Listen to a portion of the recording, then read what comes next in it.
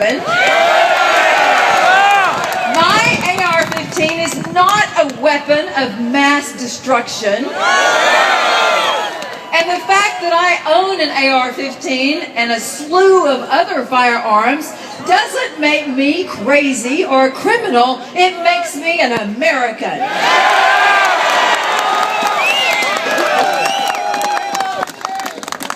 Thank you so much, all of you. I had a chance to walk through the crowds before I got up to speak and shake many of your hands. And folks, it's so cold. You know, when I left Texas, it was 75 degrees yesterday. So I put on my fur boots and gathered the warmest clothes I could find. And all of my friends on Facebook, by the way, if you haven't joined me on Facebook, that's where all the Second Amendment, liberty-loving American patriots hang out. There are 350,000 of us. If you haven't joined us, you need to do that when you go home. But many of them asked me when I posted on my wall, and I said, I am New York bound, going to speak on the steps of the state capitol at a Second Amendment rally. And many people asked me, what? Are you going there willingly? Why are you going there? And then today, when one of the mainstream media people interviewed me, the first question out of her mouth was, why did you come all the way from Texas to do this? I said, let me tell you something. We are in a war. And when our fellow warriors are in the midst of battle, we go wherever that battle is and we help out. Unfortunately for you and the fine folks of Chicago, Illinois, you're the battleground right now. And the reason I care, even though in Texas we live by our own laws there, we don't pay attention to the federal government, but don't mess with Texas. But what happens to you affects all of us, because if we allow the federal government and the state government to overstep their bounds. In New York, if we allow fellow gun owners, law-abiding gun owners in New York, to be trampled on by their state government, and we don't do our part to help them out when they're in the midst of battle, then we have dropped the ball. I have another message for Mr. Cuomo and for all the mainstream media who don't get it about the Second Amendment. The Second Amendment, for those who don't understand, it is our last line of defense against tyranny. It's not negotiable, because without that, we have no way to defend the rest of those rights, folks. And what is sad to me is I came all the way from Texas to be here today, and I'm visiting with many of you who are telling me that you have friends who are gun owners, that there were buses of people who were supposed to be here today and they didn't come because they had something else better to do, or because it doesn't involve their shotguns, their hunting rifles. Folks, if we allow them to overstep their bounds and affect your magazines, then your hunting rifles are next. I'll get to that. Remember the Alamo. Yes, sir. Yes, sir. Let me tell you what, if the going gets tough, folks, here in New York, you're all welcome to come to Texas, because you know what would happen if a newspaper in Texas wanted to print the names of gun owners in that state? Do you know what would happen? They would have to just print a page.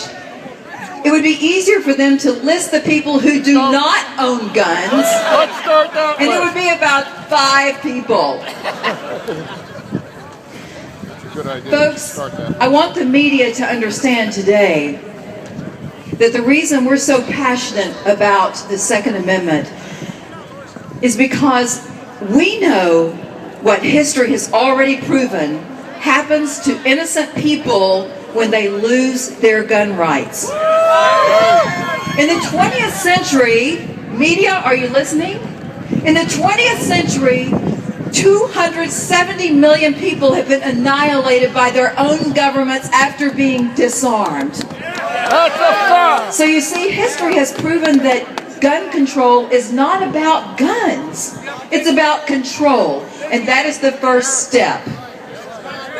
What the news media is not telling you every night, because they rush to the airwaves to tell you every time someone commits a crime and a gun is involved. But what they're not telling the American people is that 90 million gun owners with over 300 million guns killed no one last year.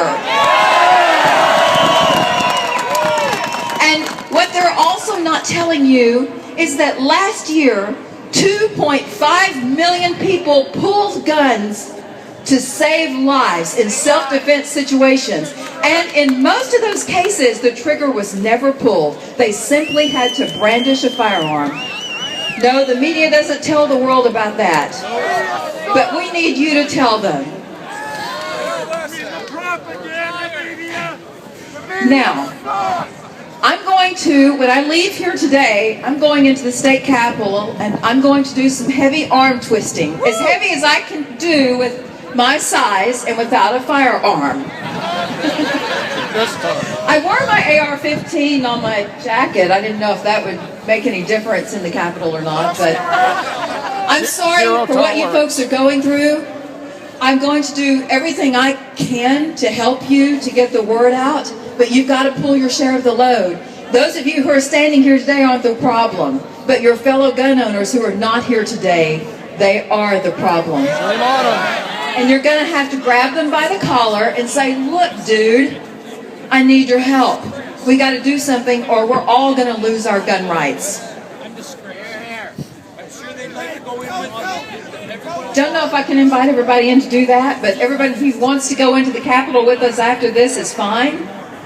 We want to be peaceful, though, because remember, we're not like the other side. Okay? Do you know, for those of you who aren't aware, what's happening to you here? We're battling on the national front in every state. I'm all over the country now doing speeches like this, trying to rally the people, trying to educate people. If you aren't on my website already, janmorganmedia.com, janmorganmedia.com. I've got a free AR-15 giveaway right now. Those are kind of hard to come by in this country today, but we've got an AR-15. And I'm hoping I get to personally deliver it to the person who wins it. February 28th is the deadline. So go on my website and be sure to sign up for that. Yes, they will. Thank you so much for coming out today, folks. I appreciate you for being here, for weathering the storm, and please don't forget to keep fighting. I really love the fact that I've seen teenagers out here today. I've met many of them. If you don't get your kids involved, they are the future, okay? If you don't get them involved right now, then they're gonna be like the rest of your gun friends who aren't here today. They're not gonna understand the importance, all right?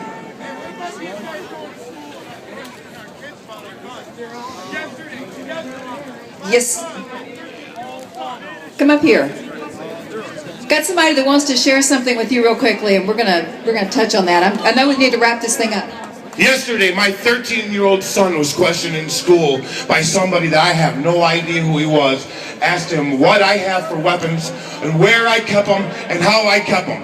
How is that right? How is that American? That's Nazi Germany!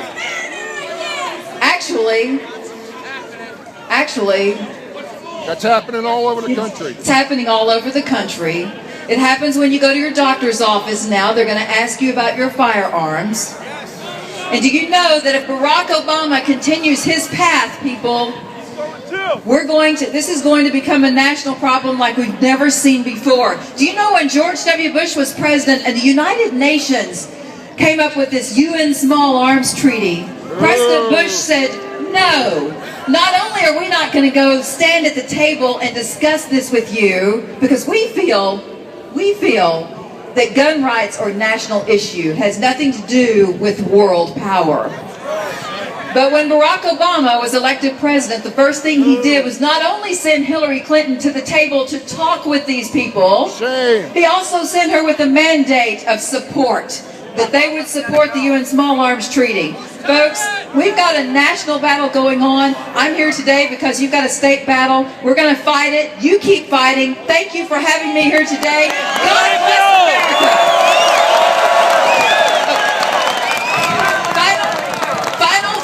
Final thoughts. I want you to say this. One more thing.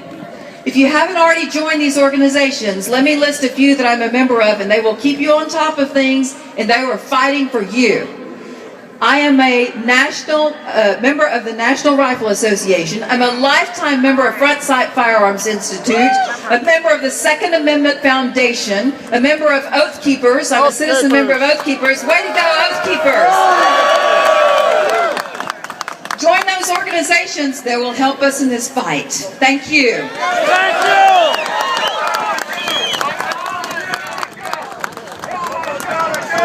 All right. Let's hear from some law enforcement here.